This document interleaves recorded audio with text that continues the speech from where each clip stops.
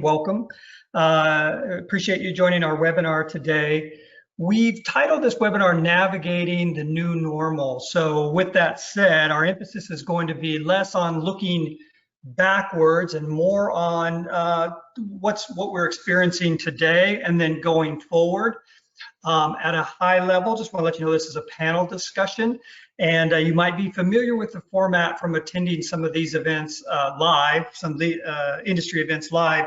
It's where we have a number of questions for our legal IT professionals that are on our panel, and we'll hear from them firsthand some of the challenges and some of the successes and maybe things that didn't work so well as they have been navigating the new norm. I've said as we were leading up to this that I might try to avoid the word COVID, but obviously that's what brings us to this discussion anyway, is managing people, process, and technology during the COVID pandemic.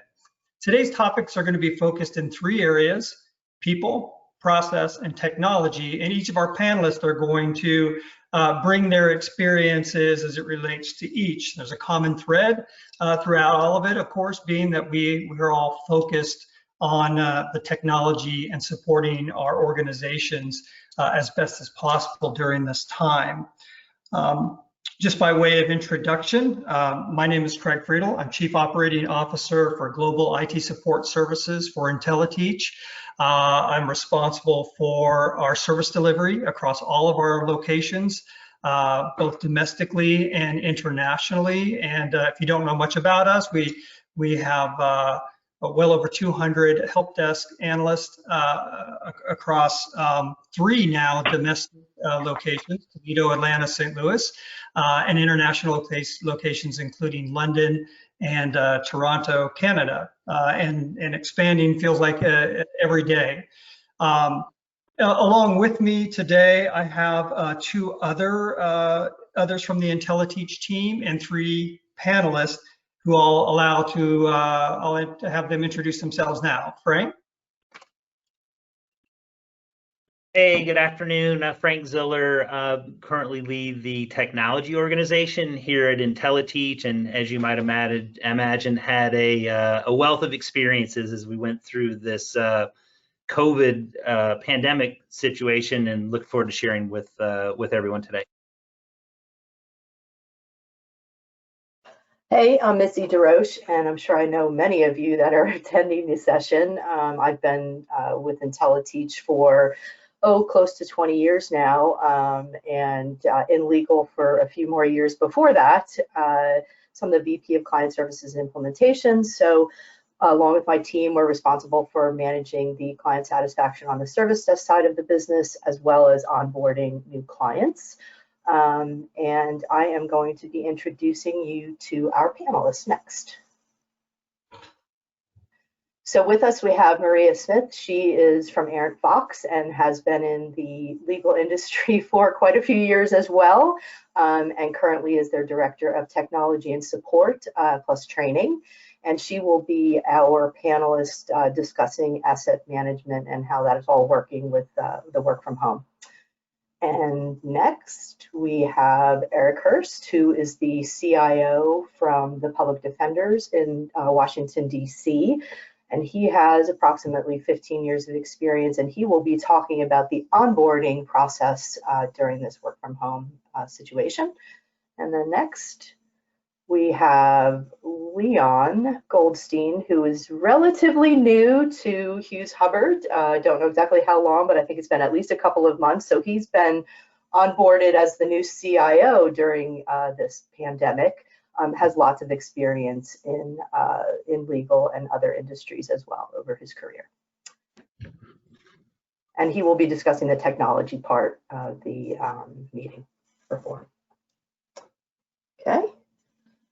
And then Frank, you were going to go ahead and just give everybody a quick rundown on Intelliteach for any of those who aren't familiar with our business. Sure. So for those of you who are not familiar with Intelliteach, we're a leading global provider of outsourcing solutions in the legal and accounting markets, specializing in IT service desk, IT managed services, and manage financial services, including e-billing and accounts receivable management. We're focused on scalable solutions enabled by best-in-class technology, as well as multi-service solutions that help positions law firms for emphasizing their growth strategies, as well as managing expenses and costs.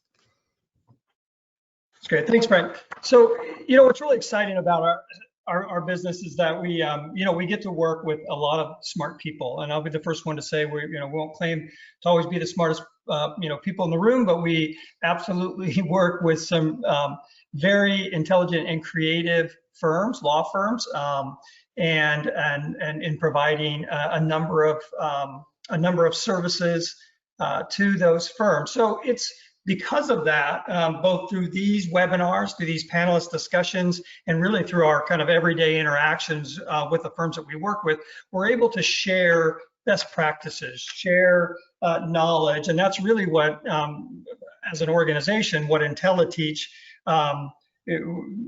hope to offer, really more than anything else, is just that kind of being that that central hub, if you will, of ideas, and so that we can get together and talk about what works, what doesn't work. So this is like I said, this is a panel discussion. It's intended to be as interactive as it can possibly be in this type of a format, in a webinar format. So with that said, we're going to ask you a few times to engage, answer some questions, and then we can take a look and get your perspective on some of the topics that we have here today, and then our panelists will be able to elaborate a little bit. So let's test our technology here.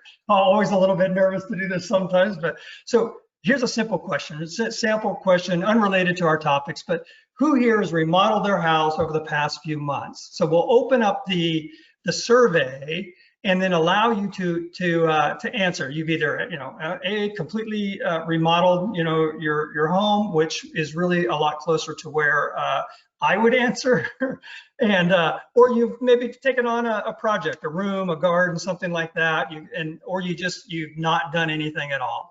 Either you've been too busy or just not motivated to do what it seems like a lot of people are out doing, if the lines at Home Depot are any indication. So if you've had a chance, again, this is just a test question. Let's see how it works. If you've had a chance to submit your answer, you'll click on that, and then we'll close it down, and let's see what our results are. And this is just a demonstration of how we'd like to how we'd like to go through the format. So we've got 5% did a whole house renovation. Some took on some project, and much to my surprise, 74% haven't done anything. I don't know. I thought that'd be a smaller percent. We'd call you out and call you lazy, but we're not going to do that. Obviously, that's the large percent that didn't do anything. So that's the format. Thank you for participating in that. And then I have, as we go into our actual topics, I do have another question for you, and that will cue up really our conversation with Eric. How many of our participants on the webinar today feel like your current staff is ready to facilitate new hires back into the office? And this is just kind of a yes, no. Yes, I feel like my staff is ready, or no, I do not feel like my staff is ready. And what we're hoping for here is that you kind of give an honest assessment of where you're at, and we can see if we've got some ideas to share. Our panelists have some ideas to share in getting ready for those new hires to go back into your office. We'll probably find that some people have already brought new hires in, new people, whether that's staff or fee earners, whatever the case might be. We all know that we're in a variety or a different place in terms of returning to work, hiring new staff, but eventually we'll all be there. We'll all be facing that. So let's take a look at our results now and see. So 61% feel like they're pretty comfortable bringing new staff back in, or new hires back into the office, or just new hires, bringing new hires on at all. And then we've got 39% which do not feel ready. So let's see if we can help everybody feel more comfortable with this. I'm going to Eric, if I can ask you, we've had some great conversations around some of your experiences with new hires over the past several months. So I wonder if you could just share with us a little bit of what you've done to date in terms of onboarding new staff. Sure. We've actually done quite a bit of onboarding new staff, and we've onboarded over to date, since COVID started, just as a background, we're in still full telework mode. Nobody is technically required to be in the office. Everybody's supposed to be working remotely. And we've onboarded over 80 people since COVID began, and we will probably be over 95 by the fall, sort of beginning of October. The majority of that has been a lot of our law clerks who, they didn't travel to DC for the law clerk program. And so we sort of had to do it remotely and allow them to use their own computers because it just wasn't feasible to go shipping 61 computers and acquiring all of that. And so, we're not a traditional Citrix environment or anything like that. Normally what we do for remote staff is they get a VPN connection, that two-factor authentication, and they just remote in and they do what they need to do. But for these folks, we had to spin up a VDI environment and secure it, and we did that in just under 3 weeks because the law were arriving so early. For other folks, the balance of those people, so none of the law clerks had to come into the office, but the balance of the other folks, we hired a number of other people, and mostly what we did for them, we just couldn't envision really a way around it where they had to come into the office to actually pick up their hardware. But for the actual orientation stuff, we leveraged WebEx. That's sort of our big technology, and HR would sort of send out a counter invite, and they would just send out one invite for the whole day and set up a schedule and send it to all those people who were going to be, the leaders of the orientation. And then we would just show up, at our scheduled time. And that sort of kept the new employees from having to, shift from one meeting to another. They were just sort of in the same meeting all day. And it just made it a lot easier for them. Right. That kind of gets to my next question, really, is about training. So was their training handled in this manner where they would just stay on a WebEx environment throughout the day and people would come on with the relevant topics for training? Yeah, yes. And really, in some ways, WebEx actually is easier than actually doing it in person for us, simply because of just the ease of having a large group of people being able to see a screen much more closer to their face and being able to share documents and videos and sort of collaborate. And then the ability, while you're in there to sort of remote their screen and see their screen and sort of help them fill out forms and sort of, it just allowed for a much more interactive. Yeah, that's interesting, and that's a lot of people. I'm impressed, and that over 95 people in a completely remote environment. I'll just touch on to say that with Intelliteach we've had opportunity to really try out that remote training environment, and it's interesting. Some successes, in terms of adoption and absorbing materials, and then we've had to refine along the way. I'm going to throw you off guard because I did not ask you this question initially, but you triggered a thought for me. So you mentioned that the WebEx and kind of that remote environment was really even better than trying to do it in person. Do you think that's going to shape the way you do things going forward then? I do. The question sort of revolves around, is this the new normal? And in a lot of ways, at least the executive things that I sit on, this isn't going to change for us, I don't think, in any near future.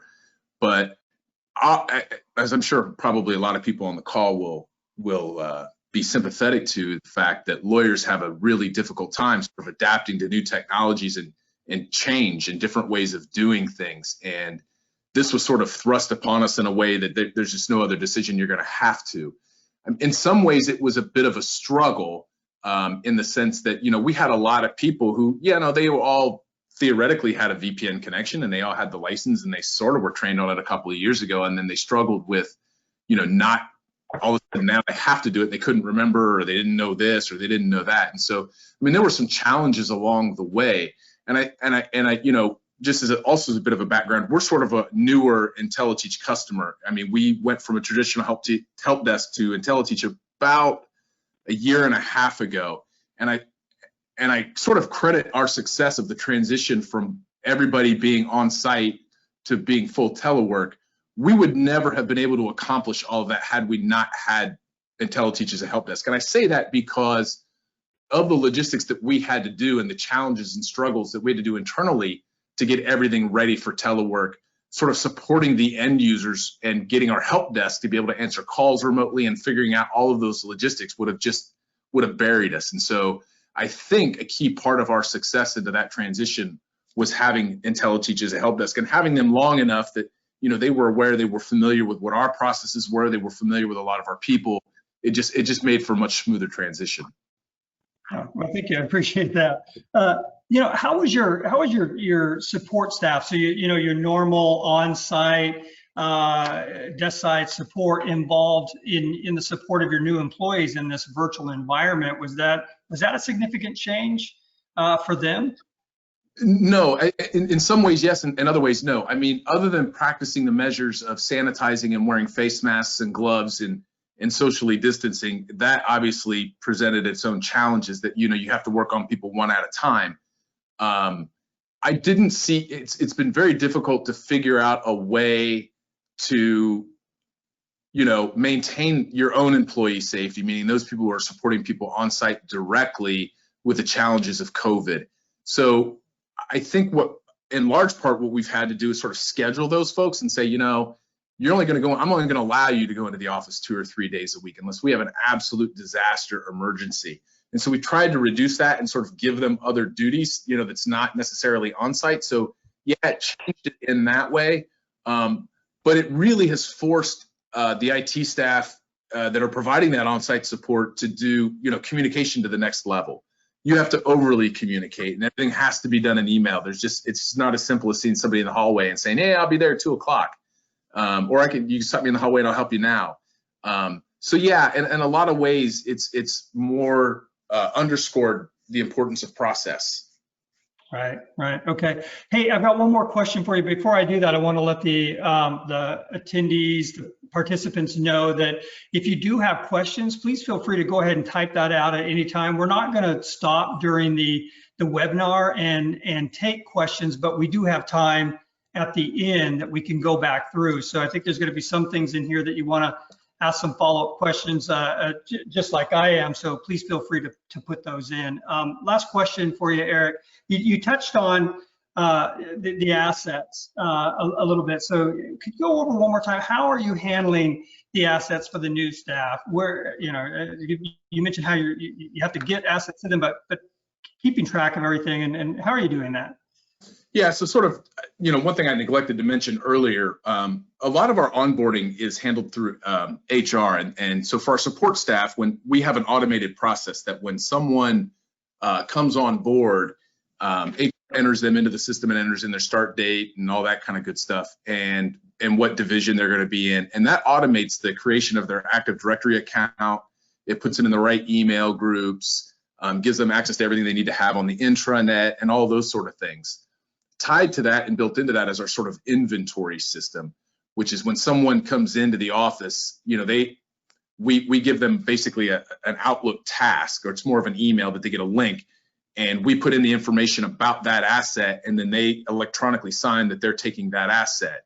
So for the actual sort of asset portion of it, we could have, you know, FedEx them laptops and done a lot of stuff that way. But I think the logistics of that were just, and the volume of what we had, it just hasn't, it didn't make a lot of sense. And so what we've done is we've had people come in and they get a 1 hour block, and we can do 8 a day because we can only do what we can do.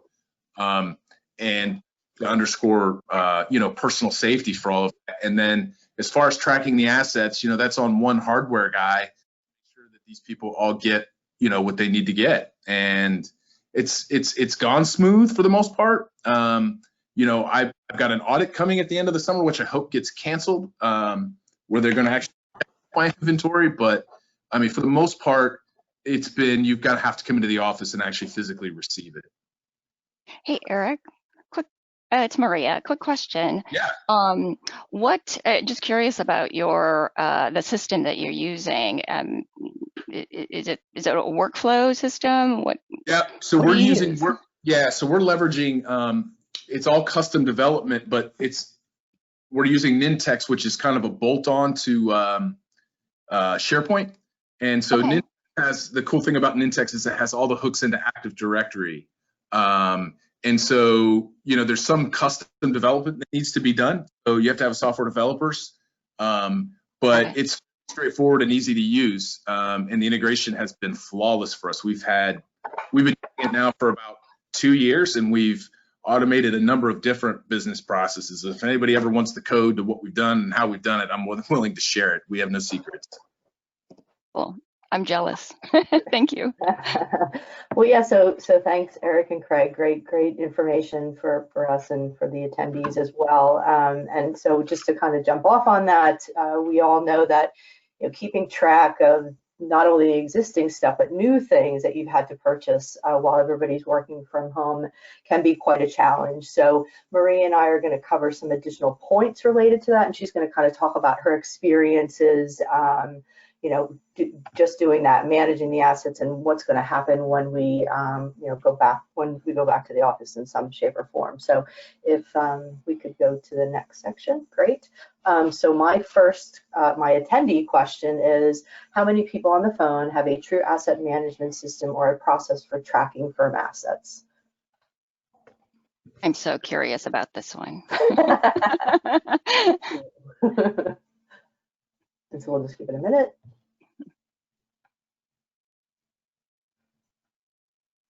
And I'm watching the poll live. It's very interesting. It is.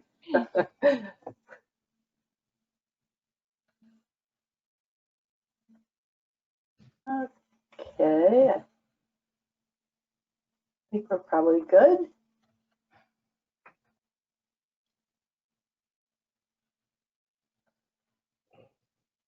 All right, perfect. So there you go. So a lot of people have it, but not as many on either side of the yes or no that I would have imagined. So a pretty good split there. Yeah. All right, great. So then I have a few questions. I don't feel bad. Yeah, good.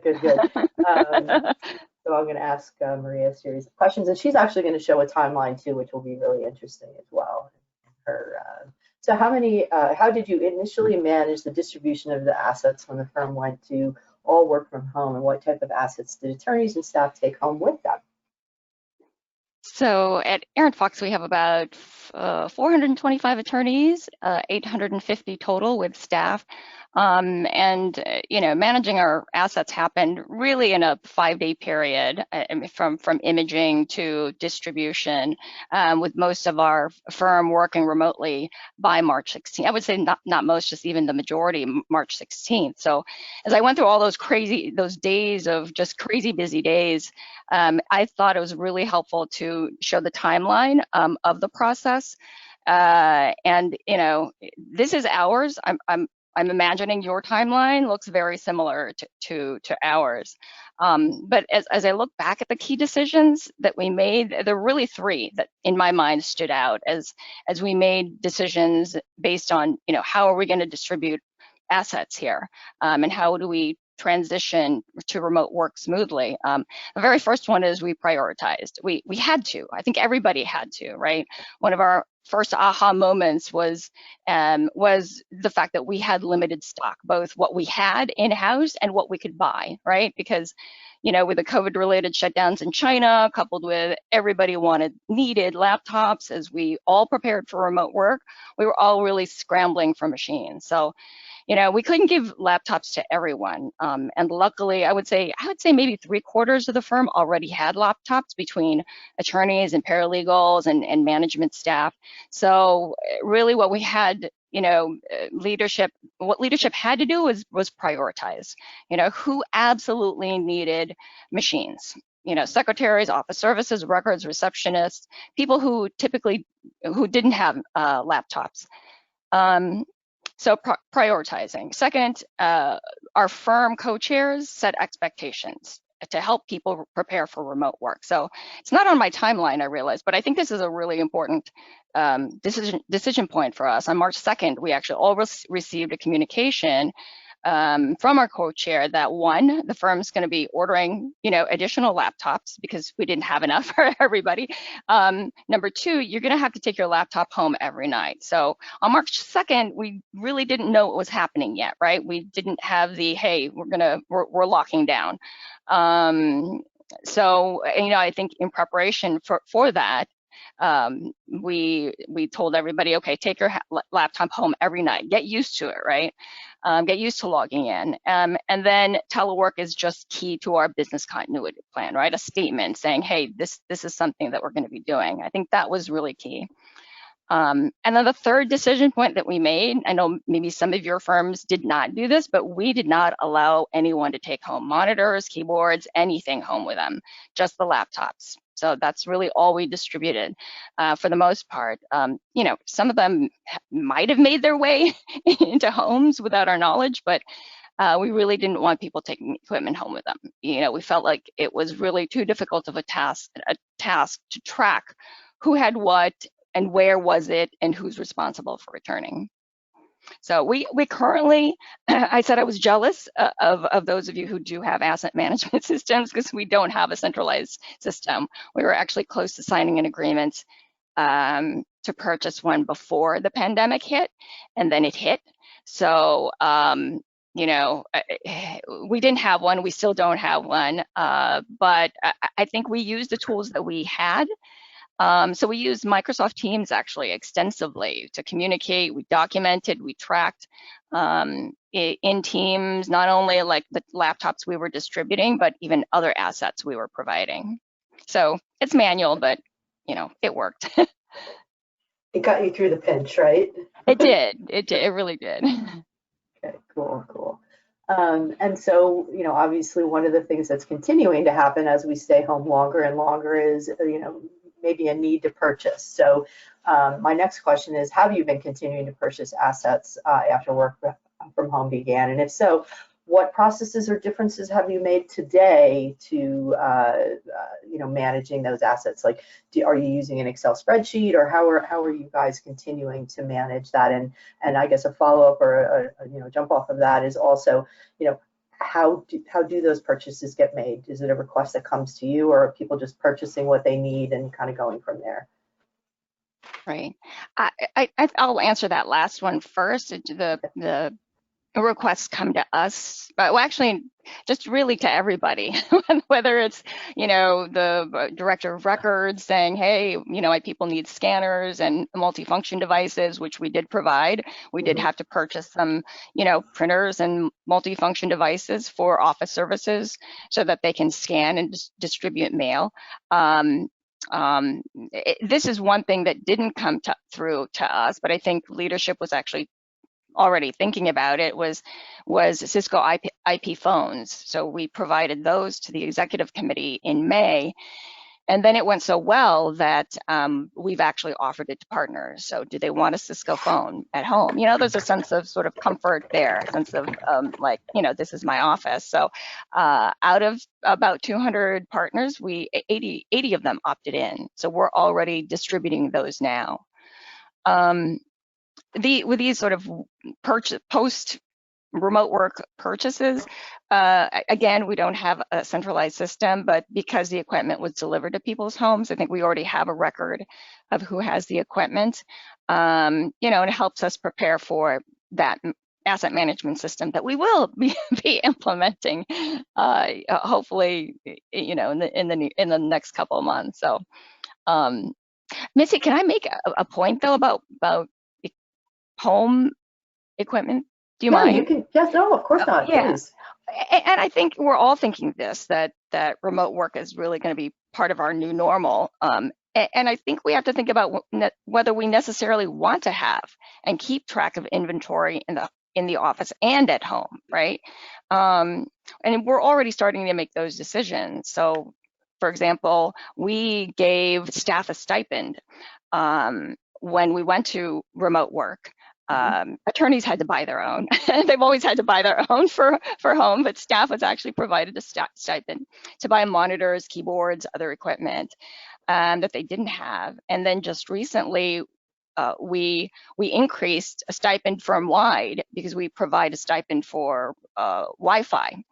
Home Wi-Fi costs for everybody, staff and attorneys. So we actually increased that so that it would cover any other work from home expenses. Because if you think about it, our workstations and offices in the office are pretty consistent, right? They have the same furniture, similar setup, same equipment. But when you go home, it's like, okay, my office is in my bedroom, and I have a screen behind me to help let my family know that, hey, mom's working right now. I have a small desk. I don't have the space that I had in my at home, and I think that's the case for a lot of us. That it's different. So how do we decide, hey, everybody's going to get X, Y, and Z? And I think the approach that we've taken, that okay, we're not going to cover the standard equipment. You're going to buy what you need. Sure. Great point. Yeah, perfect. All right, and then last question. Once people do go back to the office, even if it's only 50% or 20% or whatever it is, how will you ensure that those assets are actually returned to the office? Those printers, monitors, whatever it is that that they purchase either with the stipend or some other method. Well, the stipend is there. It's for them to use for that. Great. So it's not going to be returning home. So I think, again, with our decision, and I guess this is a not applicable answer for me, because we did tell people, no, you are not taking equipment home.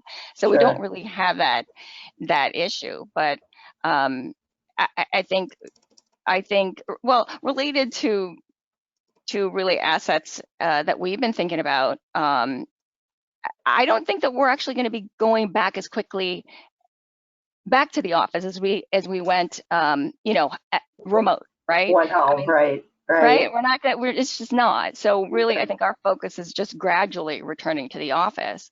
And so what we've been thinking about is, from an equipment standpoint, well, what are the things that people are accustomed to from home that they may need in the office, as we're sort of in this hybrid mode, right? They may only be in the office for a little bit, maybe a few days a week, and then back home. So they're going to have equipment in both places. And one of the things that arose was that we need to provide webcams to our office services, who are going to be the first ones back in the office. Right. So it's one of the things that we didn't actually think about, that we thought, oh, well, they do need that so that they can join Teams meetings with everybody else who's remote. Right. So just, stuff that I think everybody should be thinking about. Okay, great. Well, thank you so much. And we'll turn it over to our technology group. Yeah, thanks, Maria and Missy. That's a good segue to technology deployment and management. But before we jump into that topic, just a quick reminder that at the end of this last section, we'll open up for some Q&A around what we've talked about this afternoon. So we're going to jump into our polling question back to the attendees, and that question is, has your firm been able to effectively ramp up the delivery of new technologies to meet evolving user needs during the pandemic?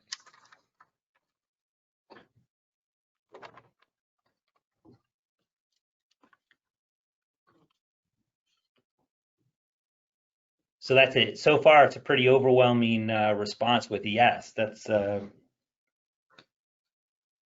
very encouraging to see.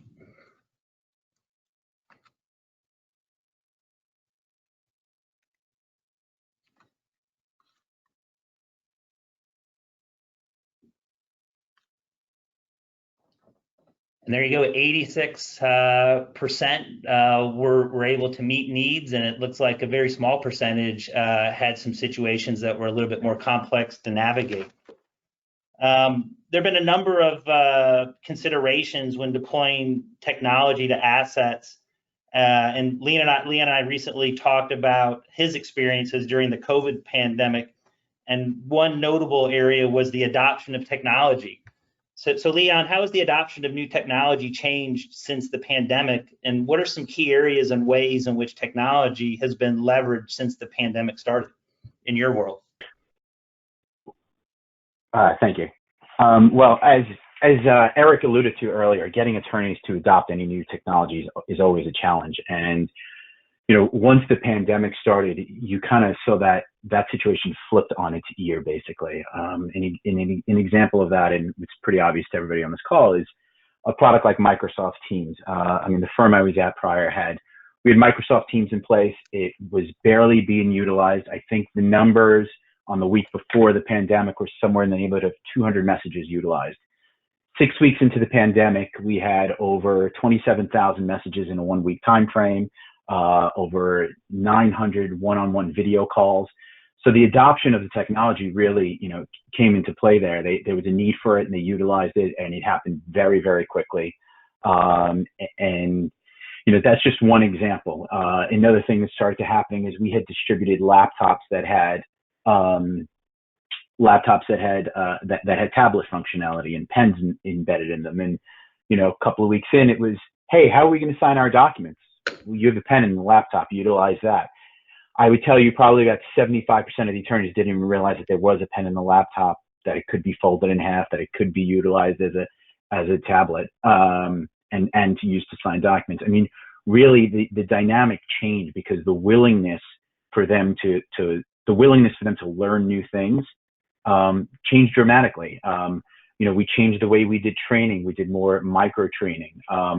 And there's more of this thirst for knowledge, like what's next? Because we started gradually adding things onto the Teams platform, and that seems to be, the adoption of that is very good.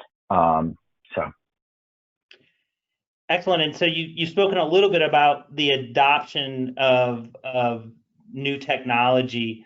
How has there been a change in prioritization of projects during this pandemic, and how have the priorities changed and why? Well, so what we've had to do, and in the middle of this, as you mentioned, is I changed roles into moving over to Hughes Hubbard, and one of the things I had to do was focus on what the projects are at the firm, and our focus is really around mobility and usability, enhancements that can affect the end user. There were certain projects that we just pushed back, like for example, upgrading the Wi-Fi internal to the office really just isn't important right now, to be perfectly honest. Looking at Teams integration and document automation, internal collaboration, as well as client collaboration is very important. Making sure projects that focus around infrastructure, and making sure that stays up and running, to being remote, obviously it's very important now. We're actually looking at potentially pushing out a new phone system, to enhance the collaboration as well. And as far as, and also on longer term support, many of us thought this was only going to be a couple of weeks.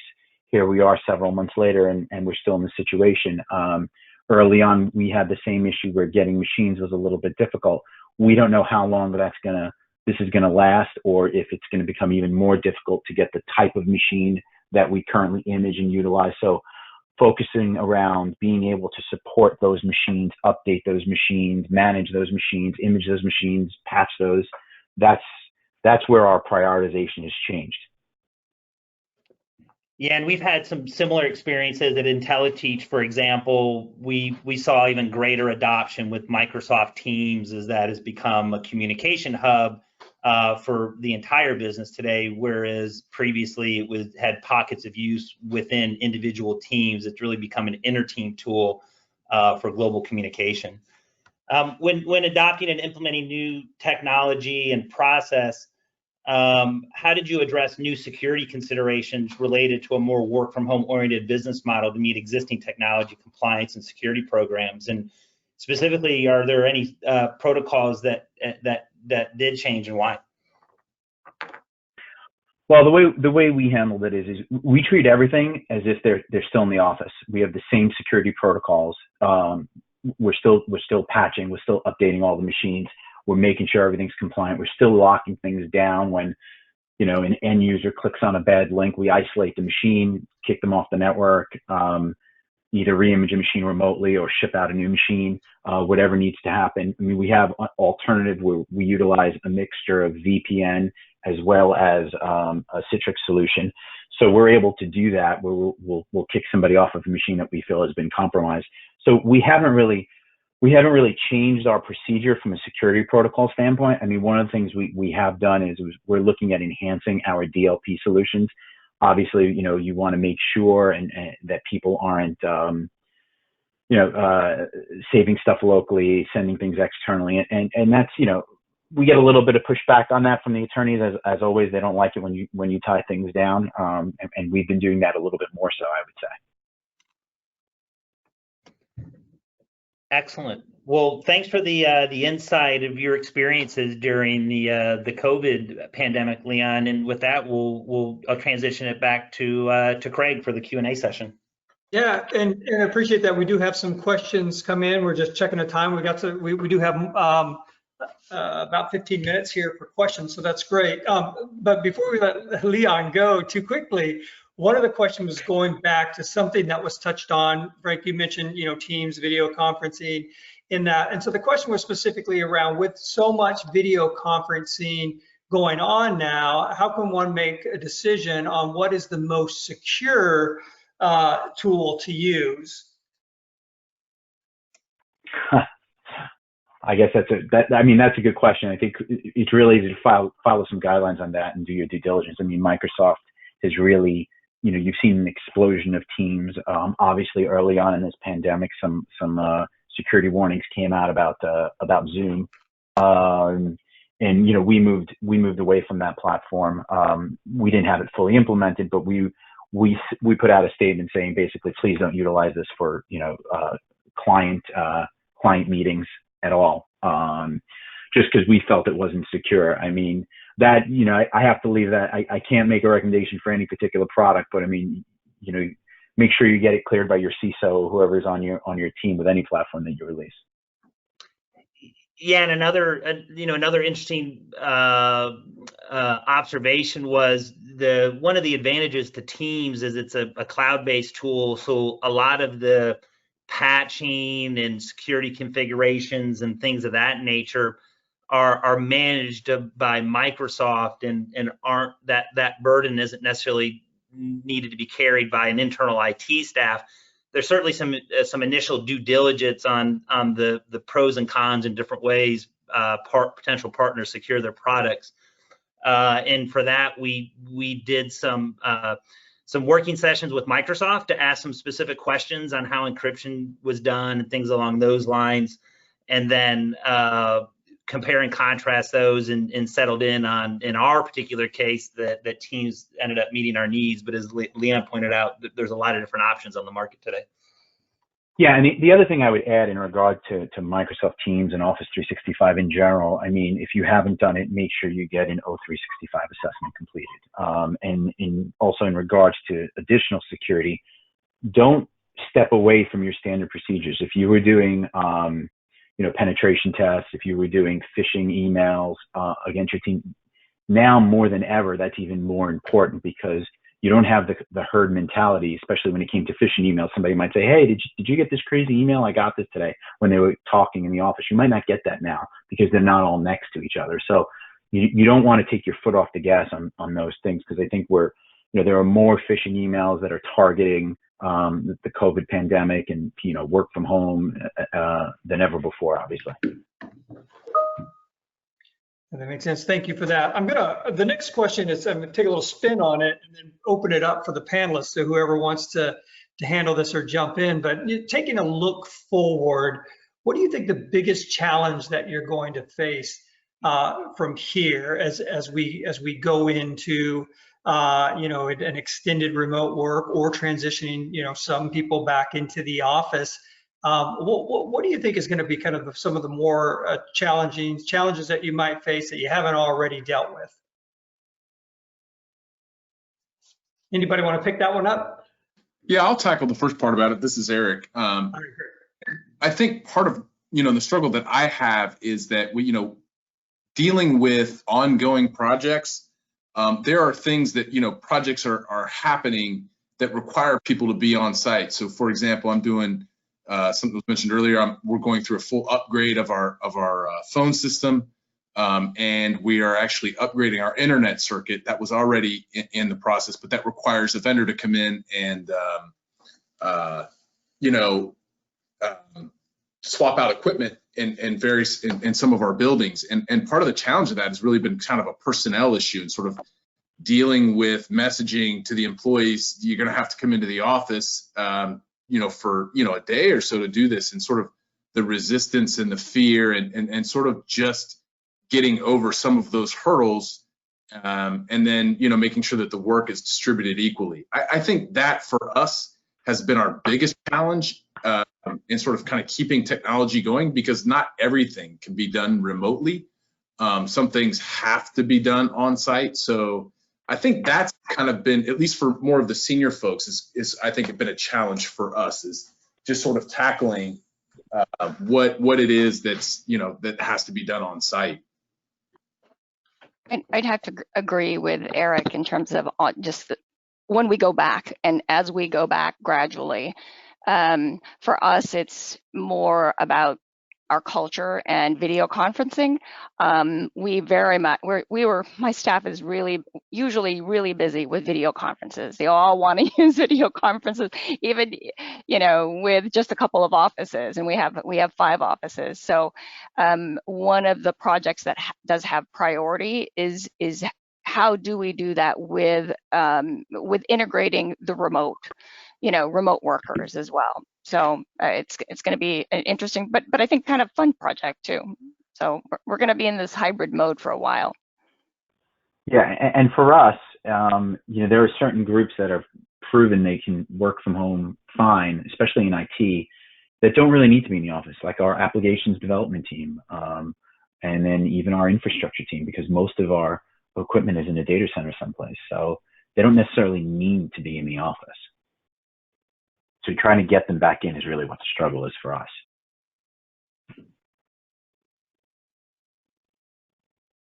Yeah, understood. Thank you for that. Thank you for each of you for commenting, because I think that gives us a view, from different perspectives. We've got a great question here, and I'm not really sure how we want to tackle this, and I think this might be a great follow-up one too, for the person that asked it. But it's around asset management, and what are the asset management solutions that are available, remote collaboration, that help desk teams are using. So an example given would be ServiceNow, the Baumgart Beyond Trust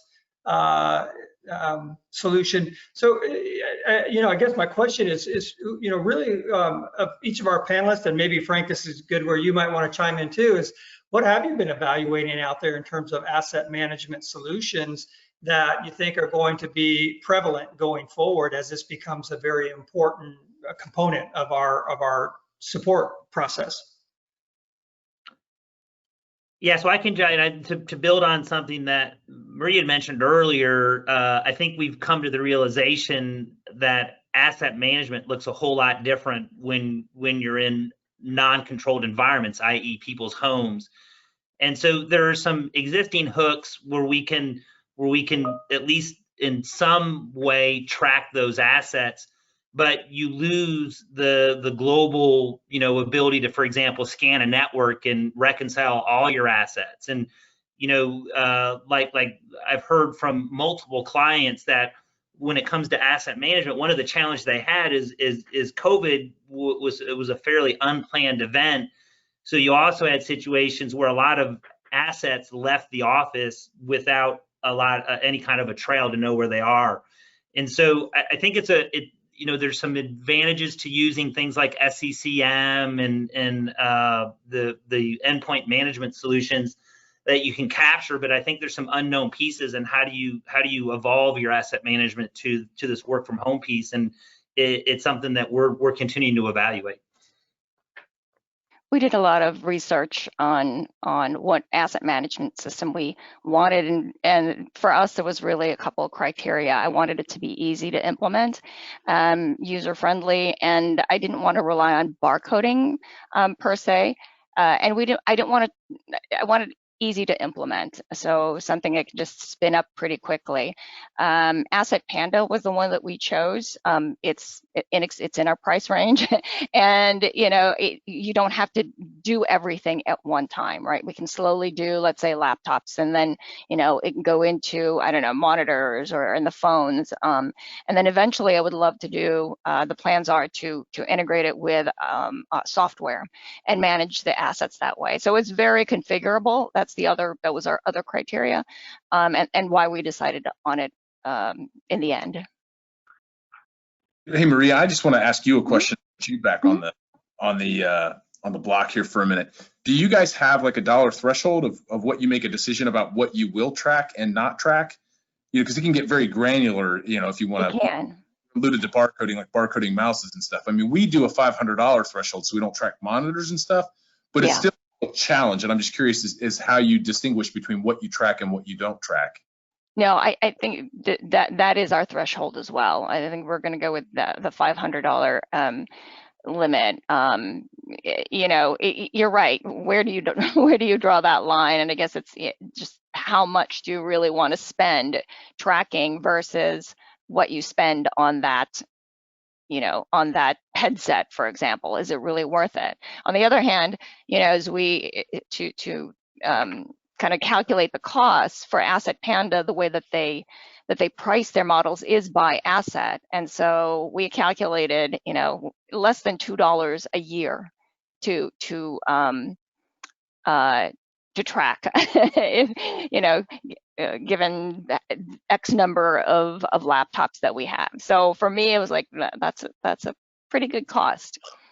And then sort of cheap, pretty cheap. Sorry, one follow-up to you. How do you track fixed assets, meaning like laptops that are sitting like in a shelf that haven't been deployed yet that are part of your stock, right? It's easy to track stuff on the wire. How do you handle it's not on the wire? That right now is like I said, is manual. It's all in spreadsheets right now. But I would imagine that with an asset management system, you can indicate that this is on the shelf and it's not out there.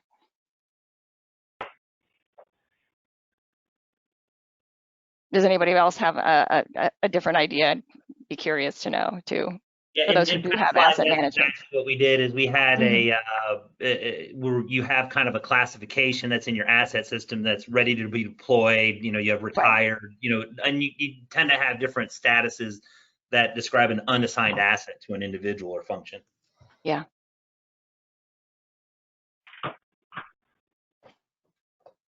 All right, thank you all for that. I don't see any other questions queued up right now, but I do want to remind everyone that there'll be a follow-up, to the webinar, and you'll get a follow-up email, which also will give you an opportunity to if you have questions afterwards, even if they're for specific individuals or for the panelists as a whole, then or the group as a whole, then please feel free to to follow up with those. And sorry, I think I've just checking here. I thought we had one more question, but I don't see that coming through. So please take an opportunity. We have just a few more minutes if there are any other questions for the group.